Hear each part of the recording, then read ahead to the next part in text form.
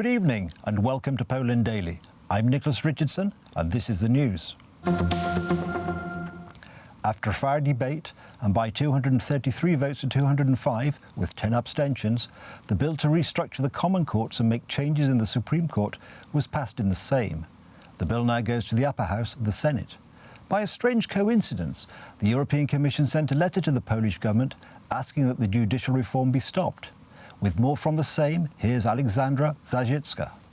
After Judicial Parliamentary Commission stormy debate, which lasted 10 long hours until the next morning, and finished around 5 a.m., some amendments were taken into consideration and voted in order to be submitted to the full House for debate. Changes were the result of making sure that the letter of the new bill will comply with EU law. The paragraphs stopping the judges from activities on social media were removed. Also, the letter sent from the Vice President of the European Commission, Vera Jourova, appealed to the Polish authorities to stop the proceedings on the bill. Could you comment ongoing process in Poland? Yes, thank you for the question. Yesterday, Vice President Jourova sent a letter to the Polish President, the speakers of the Sejm and the Senate, and to the Polish Prime Minister about the draft legislation introduced in the Polish Parliament that raises concerns of the Commission.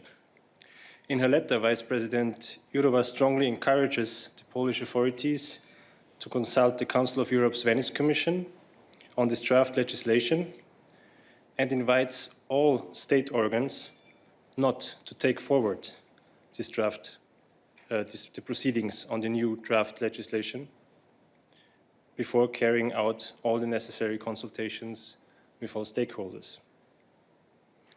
The Commission remains ready to engage in a constructive dialogue with the Polish authorities and would be grateful for information concerning the government's intentions on the new draft legislation. The letter by the European Commission misses the point. I greatly suspect that someone reported to them about happenings which have no place in Poland, and the European Commission, and I hope not with ill will, but because they were misinformed, sent this letter.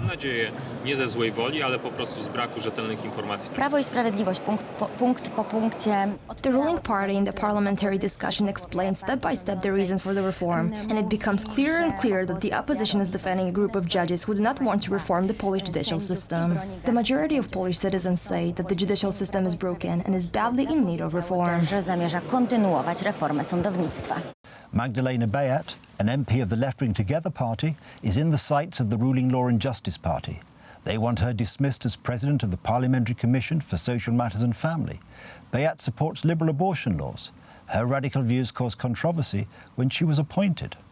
A motion to dismiss the chairman of the Commission for Social Matters and Family, Magdalena Bayat, was filed by MPs from the Law and Justice Party yesterday, but the issue has been a hot topic since Bayat was elected to this position. Magdalena Bayat is a very open politician. She has her views, but she respects everyone's opinions. She is definitely a politician of dialogue. She understands that both sides have different standpoints and that they can collide with each other. She's going to be a great chairman of the Commission for sure. She lets everyone have a say on important issues. The MP of the left is to be replaced by Ursula Rusecka from the Law and Justice, who served in this capacity during the last term of office. Today, neither the chairman nor the candidate from the Law and Justice commented on the matter.